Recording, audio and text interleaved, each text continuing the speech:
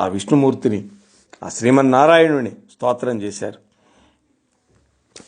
హృషీకేశ మహాబాహో భగవాన్ మధుసూదన నమస్తే దేవదేవేశ సర్వదైత్య వినాశక మత్స్యరూపాయ తే విష్ణో వేదాన్నీతవతే నమః సత్యవ్రతేన సద్రాజ్ఞా ప్రళయాబ్ధి విహారిణే కుర్వాణానాం సురాణాం చ మంథనా యోజ్యమం భృశం బిభ్రతే మందరగిరిం కూర్మరూపాయ తే నమః నమస్తే భగవన్నాథ క్రతవే సూకరాకృతే సూకరాత్మనే వసుంధరాం జనాధారాం మూర్ధతో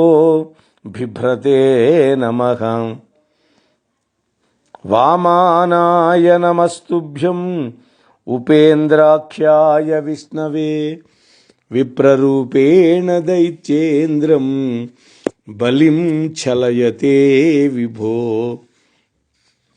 నమః పరశురామాయ క్షత్రనిఃక్షత్రకారిణే మాతుర్హితకృతే తుభ్యం కుపితాయాసతాం ధ్రువే రామాయ లోకరామాయ మర్యాదా పురుషాయ తే రావణాంతకారాయ సీతాయాః పతయే నమః. విష్ణు స్తోత్రం చూడండి ఎంత అద్భుతంగా ఉందో. ఇప్పటి వరకు మనం శివ స్తోత్రాలు చాలాసార్లు విన్నాం. శివపురాణంలో విష్ణు స్తోత్రం, అందుకని శివకేశవులకు భేదం లేదు అని మళ్ళీ మళ్ళీ మళ్ళీ చెబుతోంది ఈ పురాణం కూడా. ఇంద్రియాలకు ప్రభువైనవాడా, హే భగవాన్, గొప్ప బాహువులు గలవాడా, మధువు అనే రాక్షసుణ్ణి సంహరించినవాడా, దేవదేవా ఈశ్వర, రాక్షసులనందరినీ నశింపజేసినవాడా, నీకు నమస్కారం. హే విష్ణు, సత్యవ్రతుడనే పుణ్యశీలుడకు రాజుతోటి కూడి ప్రళయకాలంలో మత్స్యరూపంతో సముద్రములో విహరించి వేదాలను కాపాడినటువంటి నీకు నమస్కారం. సముద్రాన్ని మధించడానికి దేవతలు పెద్ద ప్రయత్నం చేస్తూ ఉంటే కూర్మరూపాన్ని ధరించి మందర పర్వతాన్ని ఆ సముద్రంలో మునిగిపోకుండా మోసినటువంటి నీకు నమస్కారం. హే భగవాన్ నాథ, యజ్ఞవరాహ రూపాన్ని ధరించి జనులకు ఆధారమైనటువంటి భూమిని శిరస్సు మీద ధరించినటువంటి నీకు నమస్కారం. హే ప్రభు, వామనావతారంలో నీవు ఇంద్రుడి యొక్క సోదరుడివై బ్రాహ్మణ వేషంతో రాక్షసరాజైనటువంటి బలిని మోసగించి బ్రహ్మాండం అంతా కూడా నీ అడుగులతో వ్యాపించావు. అటువంటి నీకు నమస్కారం. పాపులను సంహరించి నీవు పరశురాముడవై తల్లి యొక్క హితం కోసం క్రోధముతో భూమి మీద క్షత్రియులు లేకుండా చేయడానికి ఉద్యమించావు. అటువంటి నీకు నమస్కారం. లోకుల యొక్క మనస్సులను రంజింపజేయువాడు, మర్యాదా పురుషోత్తముడు, సీతాపతి అయినటువంటి రాముడి యొక్క రూపాన్ని ధరించి రావణుని సంహరించినటువంటి నీకు నమస్కారం. నమస్తే జ్ఞానగూఢాయ కృష్ణాయ పరమాత్మనే రాధావిహారశీలాయ నానాలీలాకారాయ చ నమస్తే గూఢదేహాయ వేదనిందాకారకాయ చ యోగాచార్యాయ జైనాయ బౌద్ధరూపాయ మాపతే నమస్తే కల్కిరూపాయ మ్లేచ్ఛనామాంతకారిణే అనంతశక్తిరూపాయ సద్ధర్మస్థాపనాయ చ నమస్తే కపిలరూపాయ దేవహూత్యై మహాత్మనే వదతే సాంఖ్యయోగం చ సాంఖ్యాచార్యై వై సాంఖ్యాచార్యాయ వై ప్రభో నమః పరమహంసాయ జ్ఞానం సంవదతే వరం విధాత్రే జ్ఞానరూపాయ మే ఏనాత్మా సంప్రసీదతి. వేదవ్యాసాయ వేదానాం విభాగం కుర్వతే నమః. హితాయ సర్వలోకానాం పురాణరచనాయ చ. ఏవం మత్స్యాదితనుభిర్భక్తం కార్యోద్యతాయతే. సర్గస్థితిధ్వంసకర్త్రే నమస్తే బ్రహ్మణే ప్రభో. హే ప్రభో, విష్ణు జ్ఞానస్వరూపుడవు పరమాత్మవు అయినటువంటి నీవు శ్రీకృష్ణ స్వరూపాన్ని ధరించి రాధతో కూడి విహరిస్తూ అనేక లీలలను వెలయించావు. అటువంటి నీకు నమస్కారం. ఓ లక్ష్మీపతి, జైన రూపంలో బుద్ధ రూపంలో నిగూఢమైనటువంటి ఒక అవతారాన్ని ధరించి నీవు వేదాలను నిందించి యోగాచార్యుడు అయినావు. అటువంటి నీకు నమస్కారం. అనంత శక్తి స్వరూపుడమైనటువంటి నీవు కలికి రూపాన్ని ధరించి మ్లేచ్ఛులందరినీ అంతమొందించి సద్ధర్మాన్ని స్థాపించావు. అటువంటి నీకు నమస్కారం. ఓ ప్రభు, మహాత్ముడగు కపిలుడి యొక్క రూపం ధరించి సాంఖ్యాచార్యుడవై సాంఖ్యయోగాన్ని తల్లి అయినటువంటి దేవహూతికి బోధించినటువంటి నీకు నమస్కారం. ఏ జ్ఞానముచే అంతఃకరణము మిక్కిలి ప్రసన్నమవుతుందో అటువంటి పరమజ్ఞానాన్ని బోధించేవాడు, సృష్టి స్థితి లయకర్త జ్ఞానస్వరూపుడు అయినటువంటి పరమహంసకు నమస్కారం. సర్వజనుల హితము కోరి వేదములను విభజించి పురాణములను రచించినటువంటి వేదవ్యాసుడు నీ స్వరూపమే. అటువంటి నీకు నమస్కారం. ఓ ప్రభు, ఈ రకంగా నీవు మత్స్యాది అవతారములను దాల్చి భక్తుల యొక్క కార్యములను చేయుటకు సంసిద్ధుడవుతూ ఉంటావు. సృష్టి స్థితి లయములకు కారణమైనటువంటి పరబ్రహ్మ స్వరూపానివి నీవే. నీకు నమస్కారం.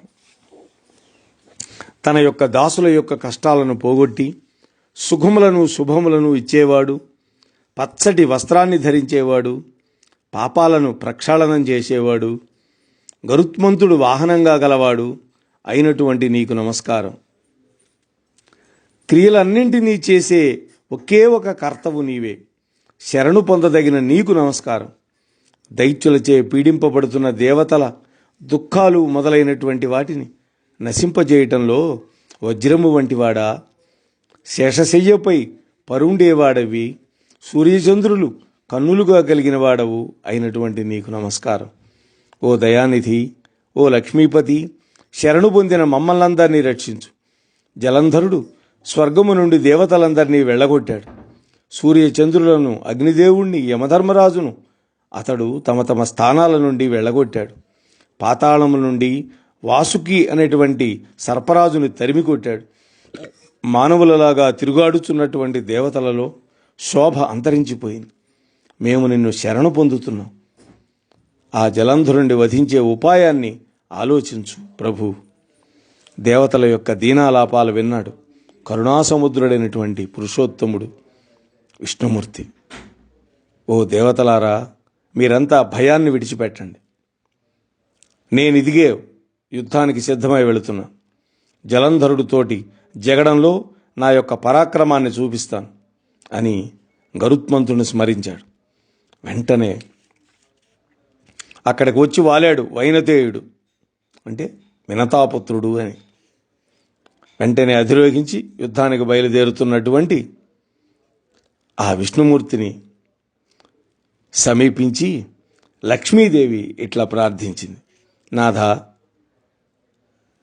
నేనే గనక మీకు ప్రాణ సమానమైనటువంటి ప్రియురాలనైతే, సర్వదా నేను మీ భక్తురాలనైతే, ఓ దయానిధి, నా తమ్ముడైనటువంటి జలంధరుణ్ణి చంపకండి అన్నది. ఎందుకని? ఈమె సముద్రరాజ తనయ, వాడు సముద్రుడు నుండి పుట్టాడు కాబట్టి ఈమెకు తమ్ముడు. ఆ విధంగా అనపాయిని అయినటువంటి ఆదిలక్ష్మి, అనపాయిని అంటే విష్ణుమూర్తిని ఎప్పుడూ విడిచిపెట్టనది అని. ఆ ఆదిలక్ష్మి యొక్క మాటలు సుముఖుడై విని పురుషోత్తముడు అన్నాడు, దేవి, ఓ క్షీరసాగర పుత్రి, నీ మూలకంగానే కదా నాకు శోభ సమకూరింది. నా వైభవం అంతా నీ తండ్రి గారు ఇచ్చిందే కదా. ఎందుకని? సముద్రం అంటే రత్నగర్భుడని తెలుసు కదా మనకి. నీ మాటలను నేను కాదనగలనా? మరొక్క మాట, జలంధరుడు రుద్రుడి యొక్క తేజం వల్ల పుట్టడం వల్ల, బ్రహ్మదేవు యొక్క వరం వల్ల, నీ యొక్క అనురాగం వల్ల అబద్ధుడు అన్నాడు. 3 కారణాలు చెప్పాడు వాడికి మరణం లేదనటానికి. మొట్టమొదటిది ఏంటి? శివుడి యొక్క తేజం వల్ల పుట్టాడు ఒకటి. రెండోది, బ్రహ్మదేవుడు వరం ఇచ్చాడు వీడికి శివుడితో తప్ప ఎవరితో చావు లేదని. మూడోది, తమ్ముడి మీద నీకుండే అనురాగం. ఈ మూడింటి వల్ల వాడు అవధ్యుడు. కాబట్టి నువ్వు చింత మానుకొని సంతోషంగా ఉండు. అప్పుడు ప్రాణవల్లభుడైనటువంటి భర్త తన మాటను మన్నించినందుకు పరమానంద భరితురాలైంది.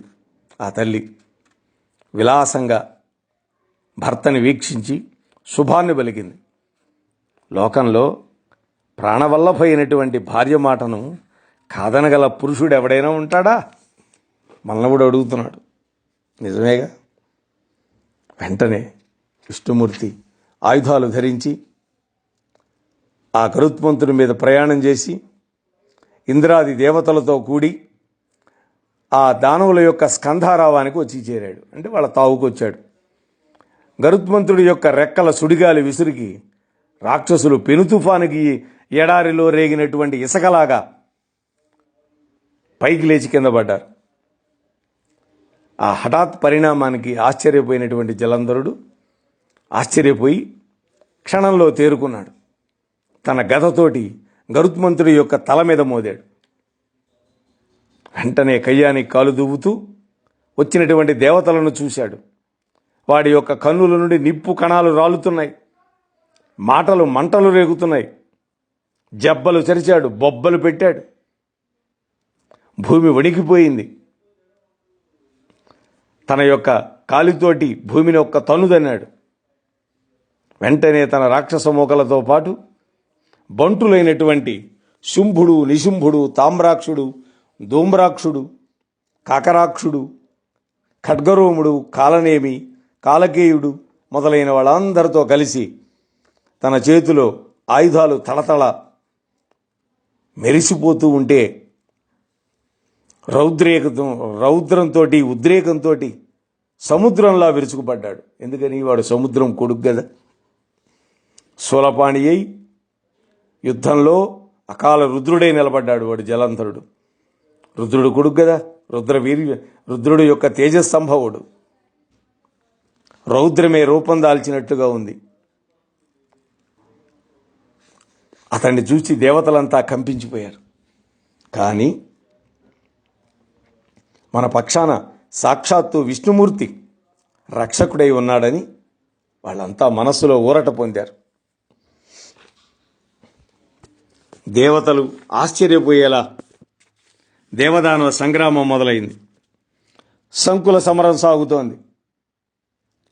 విష్ణుమూర్తి తమకు బాసటగా ఉన్నాడనే ధైర్యంతో దేవతలు పాశము, అంకుశము, త్రిశూలము, డమరము, ఢక్క, టంగ, ఖట్వాందిక సాధనాలతోటి రాక్షసులను హింసిస్తున్నారు.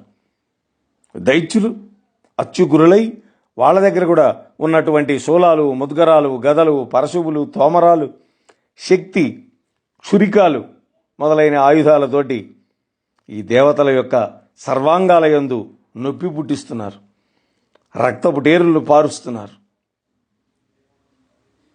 లెక్కకు మించినటువంటి ఆ రాక్షస మూకలు దేవతలను పట్టి కపాలాలను పగలగొడుతూ, ముక్కులను కోస్తూ, చెవులు కొరుకుతూ, పండ్లు పీకేస్తూ, దవడలను చీలుస్తూ, మెడలు నులుముతూ, చేతులు నరుకుతూ, రొమ్ములను అదుముతూ, ఎముకలను విరగ్గొడుతూ, కాళ్లను మెలిపెడుతూ, నడుములను విరగ్గొడుతూ, ప్రేగులను తెంపుతూ, గదలతో మొత్తి, శూలాలతో పొడిచి, బాణాలతో గుచ్చి, కరవాలలతో ఖండించి, రంపాలతో కోసి భయభ్రాంతులను చేశారు. ఇది భయంకరమైన యుద్ధం. అప్పుడు దేవతలంతా పారిపోయారు. వారి పాట్లు చూసినటువంటి విష్ణువు ముందు కురికి తన యొక్క శారంగం అనేటువంటి కోదండములో నుంచి భయంకరమైనటువంటి ప్రచండమైనటువంటి బాణాల చేత ఆ రాక్షసుల యొక్క తలలు నరకటం మొదలుపెట్టాడు.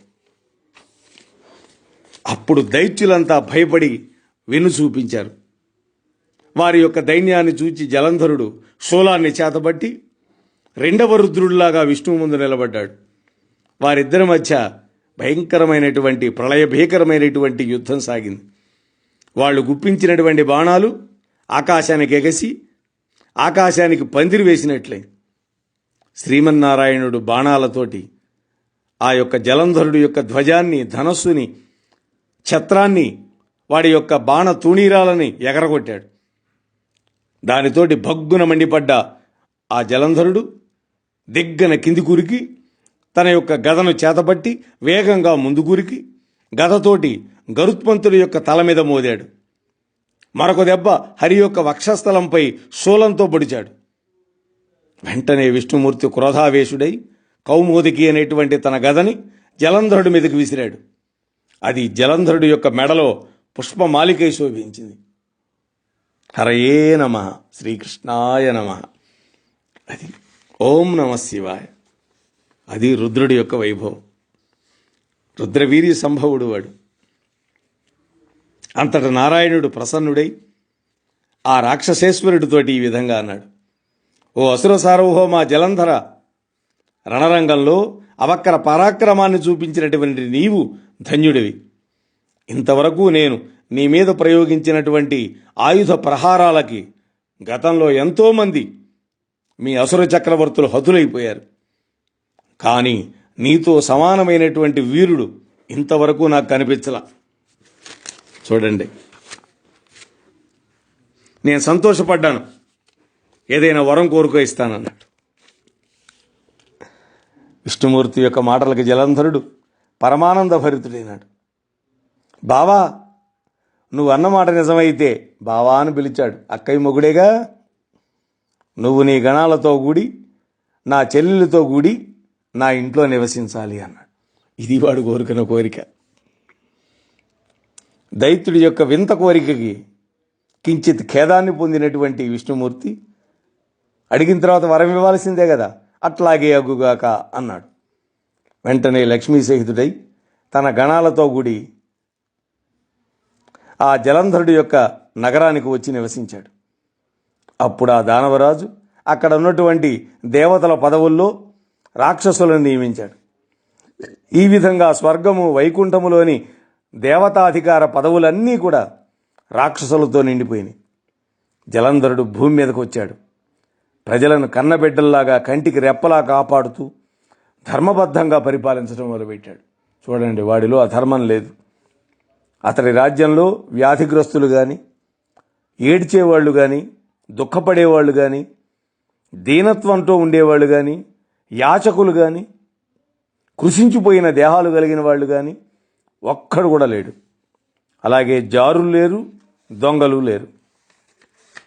ఈ విధంగా 3 లోకాల ఆధిపత్యాన్ని వహించి ధర్మబద్ధంగా జలంధరుడు పరిపాలన చేస్తూ ఉండగా జ్ఞాతులైనటువంటి దేవతలు దుఃఖితులైనారు.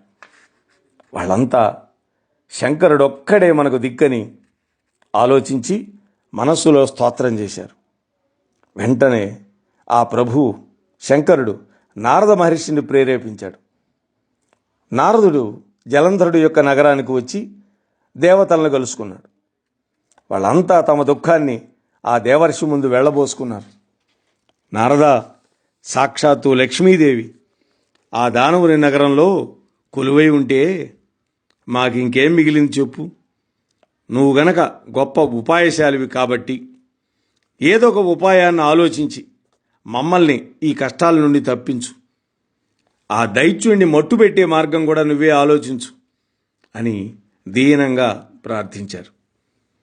అప్పుడు నారదుడు దేవతలందరినీ ఊరడించాడు. వెంటనే రాక్షసుడి యొక్క కొలువుకూటానికి వెళ్ళాడు. నారదుడి యొక్క ఆగమనాన్ని విన్నటువంటి ఆ జలంధరుడు ఎదురు వెళ్ళాడు. చేతులు జోడించి స్వాగత మర్యాదలు చేశాడు. శాస్త్రోక్తంగా పూజించాడు. మహర్షి, వచ్చిన పనిని ఆజ్ఞాపించండి అని కోరాడు. ఆ దేవర్షి పతనహేతువులైనటువంటి మాటలని సుమధురంగా ఈ విధంగా పలికాడు. ఓ దానవ సార్వభౌమ, నువ్వు చాలా బుద్ధిమంతుడివి. సృష్టి మొదలుగా అనేక మంది రాక్షస సార్వభౌముల్ని నేను చూశాను, నాకు తెలుసు వాళ్ళంతా. కానీ వాళ్ళెవ్వరు కూడా బాహుపరాక్రమంలో కానీ బుద్ధిబలంలో కానీ నీకు సాటి వచ్చేవాళ్ళు ఒక్కళ్ళు లేరు. సాక్షాత్తు లక్ష్మీనారాయణుణ్ణి నీ ఇంట్లో లేగదోడల్లాగా కట్టేసుకున్నావు. ఇక నీకు లేనిదేముంటుంది చెప్పు? చెరువు నీళ్లలో ప్రతిబింబించినటువంటి చంద్రుడిలాగా ఆ వైకుంఠమే వచ్చి నీ యొక్క ఇంట్లో ఒదిగిపోతే ఇక నీకేమైనా లోటు ఉంటుందా? సరే, అసలు ఇంతకీ నేను వచ్చిన పని ఏంటో చెబుతా విను. నేను ఈ మధ్య కైలాసం వెళ్ళా. ఆ కైలాసం 10,000 యోజనాల విస్తీర్ణం ఉన్నది. అక్కడి రాళ్లంతా కూడా చింతామణులే. అక్కడున్న చెట్లన్నీ కల్పవృక్షాలే. అక్కడున్నటువంటి ఆవులన్నీ కామధేనువులే. అక్కడున్న గుర్రాలన్నీ ఉచ్చైశ్రవాలే. ఏనుగులన్నీ ఐరావతాలే. అసలు కైలాస శిఖరమే బంగారు కొండంటే నమ్ము. అక్కడవన్నీ కూడా అద్భుతాలేనయ్యా. అక్కడ పార్వతీ సహితుడైనటువంటి పరమేశ్వరుని చూశాను. ఆ పార్వతి ఎంత అందంగా ఉందనుకున్నావు? ఇన్ని లోకాలు తిరిగాను కానీ అంత శ్రేష్టమైనటువంటి నారీరత్నాన్ని నేను చూసిందే లేదు. సరే, అది అలా ఉంచు. ఆవిడ అందంతో మనకేంటిలే పని. వాడిలో బీజాన్ని నాటాడు, నైపుణ్యంగా మాట్లాడుతున్నాడు. ఆ కైలాసాన్ని చూసిన తర్వాత నాకు మనసులో ఒక్క అనుమానం కలిగిందయ్యా. ఇంత సంపద 3 లోకాలలో ఇంకెక్కడైనా ఉందా అని. అంతలో నీ సంపద నాకు గుర్తొచ్చిందిలే. దాన్ని ఒకసారి చూసిపోదామని వచ్చాను, అంతే. నారదుడి యొక్క పలుకులకు ఉబ్బి దబ్బిపోయినాడు జలంధరుడు. తన యొక్క పూర్ణ సంపదను ప్రదర్శించాడు. దాన్ని చూశాడు నారదుడు. ఇలా అన్నాడు పెదవి విరిచి, ఓ దానవీరా, నిజంగా నీ సంపద గొప్పది. నీకు లేనిదంటూ ఏమీ లేదు. కానీ ఒకే ఒక్క కొరత కనిపిస్తుందోయ్ అన్నాడు. నీ సంపదలో శ్రేష్టమైనటువంటి స్త్రీరత్నం లేదయ్యా. అది లేనినాడు ఇన్ని సంపదలుంటే కూడా ఏం ఉపయోగం? అంతా వ్యర్థమే. నారీ శిరోమణి అనే మాట చెవిని పడేసరికి ఆ రాక్షస వీరుడు మదనాకుల మానసుడైనాడు.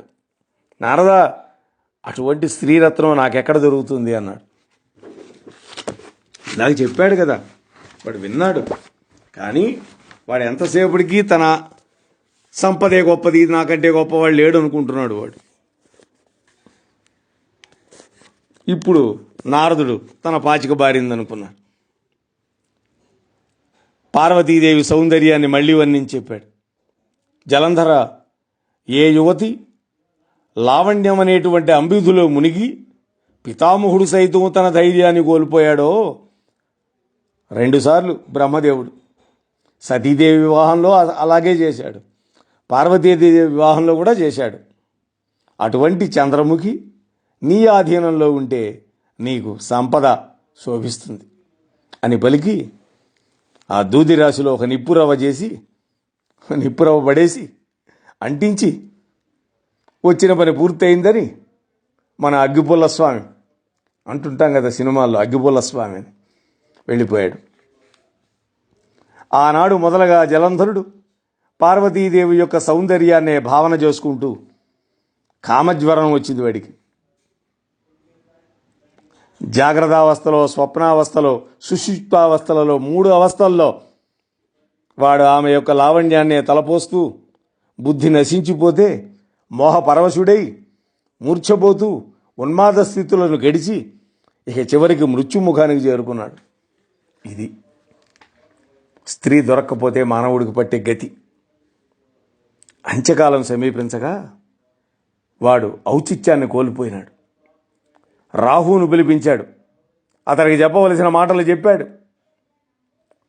పార్వతీదేవిని తన స్వాధీనం చేయమని ఆ శివుడికి నేను ఆజ్ఞాపించానని చెప్పు పో అని దూతగా పంపించాడు. రాహు తల ఎగరేసుకుంటూ కైలాసానికి వెళ్ళాడు. మృత్యుంజయుడి యొక్క సభాభవనంలోకి నందీశ్వరుడి యొక్క ఆజ్ఞ వల్ల ప్రవేశించాడు.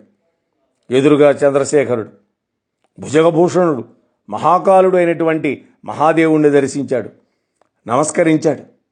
భయభక్తులతోటి దూతకార్యాన్ని అనుసరించి ఈ విధంగా అన్నాడు: ఓ వృషభధ్వజ, శంకర, పరమేశ్వర,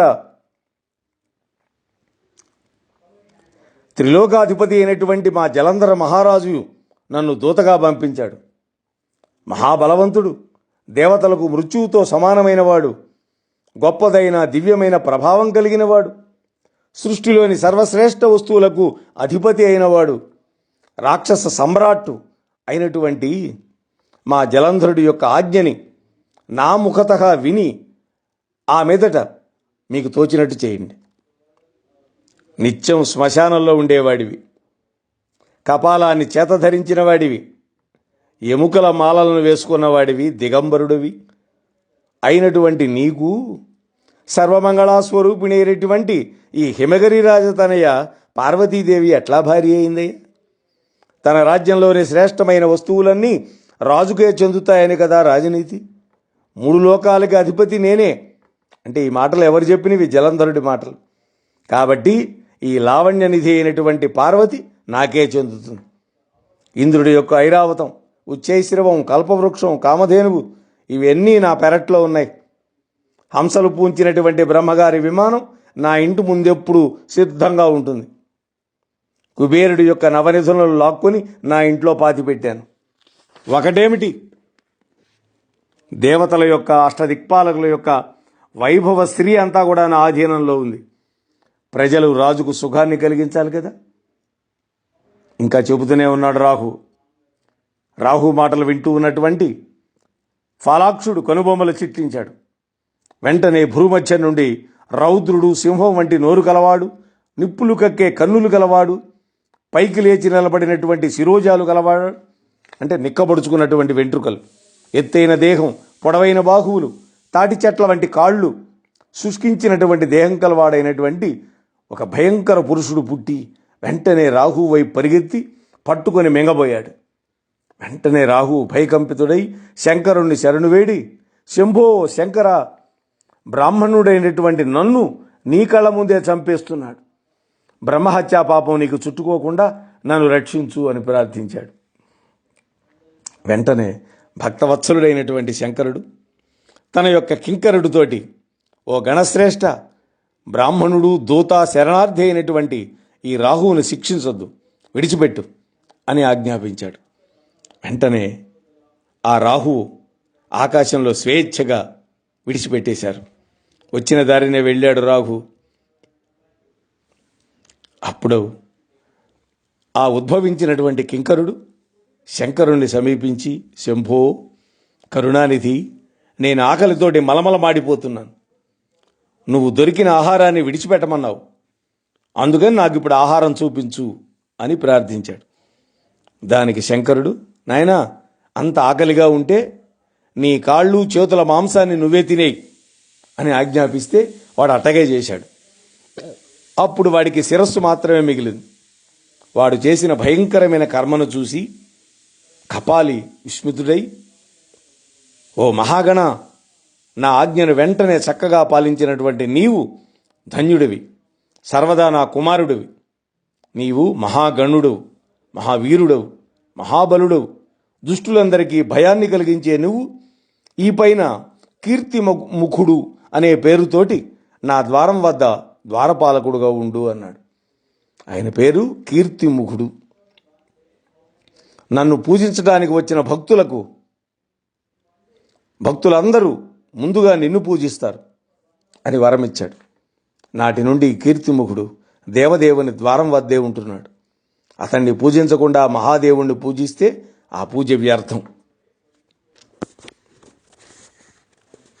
ఇక్కడ కీర్తిముఖుడి చేత విడిచిపెట్టబడినటువంటి రాహువు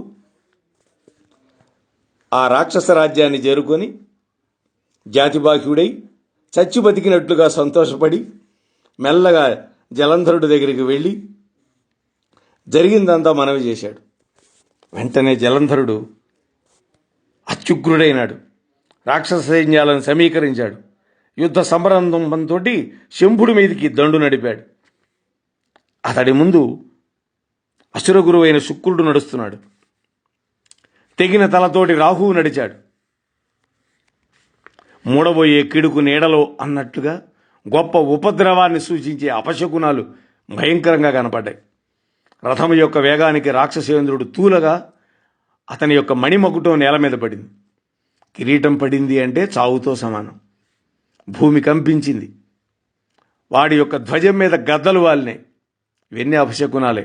ఎదురుగా వచ్చి మోరలెత్తి కుక్కలు మురిగినాయి. దానవేంద్రుడి యొక్క యుద్ధ సన్నాహాన్ని విన్న ఇంద్రాది దేవతలు పురుషోత్తముడితో కూడి ఉమాపతిని సమీపించి ఈ విధంగా స్తోత్రం చేశారు. ఓ దేవదేవా, మహాదేవా, నీకు నమస్కారం. శరణు పొందినటువంటి మమ్మల్ని రక్షించు. జలంధరుడు సృష్టించినటువంటి ఉపద్రవాలు నీవు ఎరుగనివి కావు. నీవు పూర్వం మా రక్షణ కోసం నారాయణుని పంపించావు. అతడు ఈ రోజున రక్షింపటానికి అసమర్థుడు.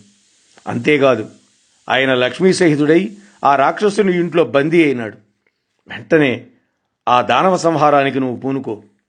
వెంటనే దేవతల మాటలకు జాలిపడి శివుడు జలజాక్షుణ్ణి పిలిచాడు. అంటే విష్ణుమూర్తిని. ఓ విష్ణు, నువ్వు ఇంతవరకు జలంధరుని వధించకపోవడానికి కారణం ఏమిటి అని అడిగాడు. అప్పుడు విష్ణువు అన్నాడు, చంద్రశేఖర, జలంధరుడు మీ యొక్క అంశ నుండి ఆవిర్భవించినవాడు. సాగరపుత్రుడైనటువంటి కారణంగా నా భార్య లక్ష్మికి సోదరుడు. ఈ రెండు కారణాల వల్ల నేను అతన్ని హతమార్చలేదు. మరొక్క మాట, నీ చేతిలో తప్ప ఇతరుల చేతిలో అతడికి మరణం లేదు. కాబట్టి వాడి సంహారానికి నువ్వే ఉద్యమించు అని విష్ణుమూర్తి అన్నాడు. సరే, అభయం ఇచ్చాడు శంభుడు. ఇంతలో రాక్షసుల యొక్క రాజైనటువంటి ఆ జలంధరుడు తన దండుతోటి దుమ్ము రేపుకుంటూ కైలాసాన్ని ముట్టడించాడు. శంఖాన్ని పూరించి సింహంలాగా గర్జించాడు. ఆ శంఖారావాన్ని విన్న భర్గుడు శివుడు ఉగ్రుడై వీరభద్ర, వారణముఖ, కార్తికేయ, నందీశ్వర, భృంగీశ్వరాదులను ఇతర ప్రమద రుద్రగణాలను యుద్ధానికి సిద్ధం చేశాడు. వాళ్ళంతా కైలాస శిఖరాన్ని విడిచిపెట్టి ఆయుధాలు చేపట్టి యుద్ధానికి సిద్ధమై నిలబడ్డారు. రుద్రగణాలకు రాక్షస గణాలకు మధ్య భయంకరమైనటువంటి సంకుల సమరం మొదలైంది. భేరీ, మృదంగ, శంఖధ్వనులు వీరులకు ఉత్సాహాన్ని కలిగిస్తున్నాయి. ఏనుగుల యొక్క ఘీంకారాలతో, గుర్రాల సకిలింపులతో, రథచక్రాల యొక్క ధ్వనులతోటి యుద్ధభూమి అంతా కూడా భయంకరమైనటువంటి ముసురు పట్టిన ఆకాశంలాగా బీభత్సంగా ఉంది. ధనుర్దారులు విడిచిపెట్టినటువంటి శర పరంపరలు వినువీధిని కప్పేశాయి. శబరి నీరు తాగినటువంటి గోదావరిలాగా రణరంగం రక్తసిక్తమైపోయింది. మృతులైనటువంటి దేవతలను, దైత్యులని శుక్రుడు తన మృత సంజీవని విద్యతో బతికిస్తున్నాడు. ఆ విషయాన్ని రుద్రగణాలుకి చెప్పగా రుద్రుడు ప్రళయకాల రుద్రుడై క్రోధావిష్టుడయ్యాడు. వెంటనే అతడి ముఖం నుంచి భయంకరమైనటువంటి కృత్య అనేటువంటి ఒక క్షుద్రశక్తి ఆవిర్భవించింది. పర్వత గుహ వంటి నోరు తెరిచి యుద్ధభూమిలో రాక్షసులందరినీ భక్షిస్తూ శుక్రుని సమీపించి గరుత్మంతుడు సర్పాన్ని పట్టినట్టుగా ఆ శుక్రాచార్యుని ఒడిసిపట్టి క్షణంలో ఆకాశంలోకి అంతర్ధానమైపోయింది. వెంటనే సుడిగాలికి ఎగిరిన ఎండుటాకులాగా అసుర సైన్యం అంతా భయంతో చెల్లాచెదురైపోయింది. వెంటనే శుంభుడు, నిశుంభుడు, కుంభుడు, నిశుంభాది రాక్షస గణాధ్యక్షులు వాళ్ళ సైన్యం వాళ్ళ యొక్క దైన్యాన్ని చూసి మత్సరించి హెచ్చరిక మాట్లాడి వాళ్ళనందరినీ నిలువరించి భయంకరమైనటువంటి బాణాలు గుప్పించి ఆ ప్రమద గణాలను గడగడలాడించారు.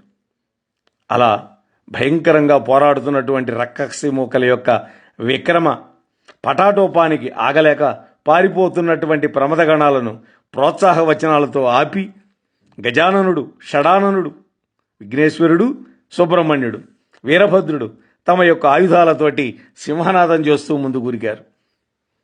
మరి ఇటువంటి భయంకరమైన యుద్ధం ఇంకా ఏ విధంగా జరిగింది, మరి ఆ జలంధరుడి యొక్క వధ ఎట్లా జరిగింది, తక్కినటువంటి విశేషాలతోటి రేపు యథావిధిగా కలుసుకుందాం అని మీతో మనవి చేసుకుంటూ అంతవరకు స్వస్తి. మోహనవాణి తెలుగు పోడ్కాస్ట్ ఛానల్ ని లైక్, షేర్, సబ్స్క్రైబ్ చేయండి. ప్రక్కనున్న గంటను మ్రోగించండి. మోహనవాణి.